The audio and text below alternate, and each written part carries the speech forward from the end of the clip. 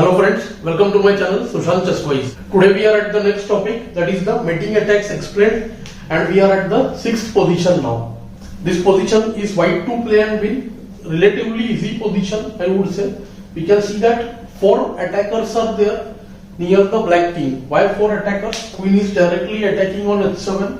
When the knight will move, it can go to g6 or f5, immediately opening the rook, which will also attack on h7.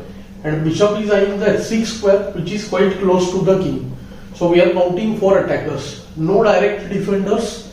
Rook is controlling the g7 and the g6 squares. So rook is active on the open file. Apart from that, black's pieces queen, rook and the knight, they are not in the play. They are on the other side of the board.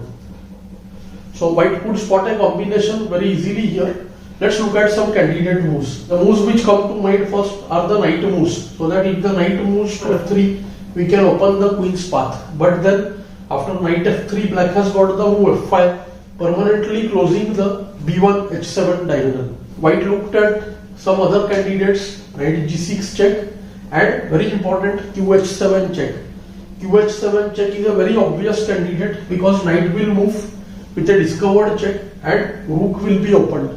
So here the mating net is created by bishop, knight and the rook. This chapter, as I told you, we try to register and retain the final position that appears on the board. We try to understand how it came so that when we are conducting attack in our own games, we could relate to that. So qh7 check, king h7, knight g6 just allows king g6. So white can go knight f5 check.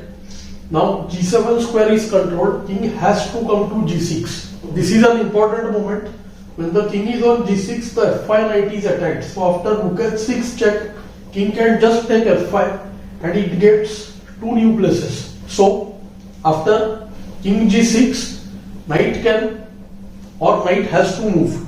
So knight can go to h4 giving check again, which will give rise to the same position. In fact, king can run away from the g7 square to f8 in that. And the other line which we have is the move knight e7 check. Very important check when again we are forcing kg7, but this time the rook is open as compared to the knight h4 line.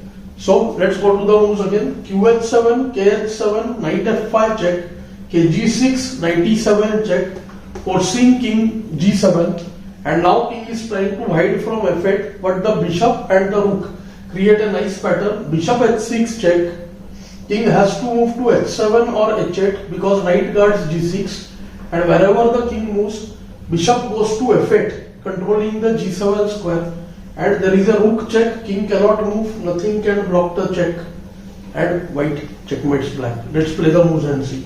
First qh7 check, forced king h7, knight f5 check, king g6. Now the knight is hanging, so the knight itself moves with a check and forces the king to go back.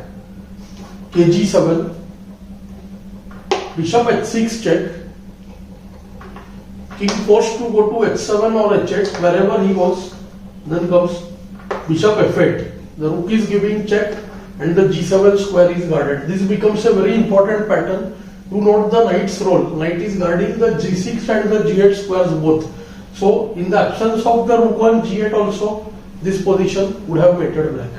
I hope you are finding these positions useful and instructive. Do like, share and subscribe the channel. Thanks for your time.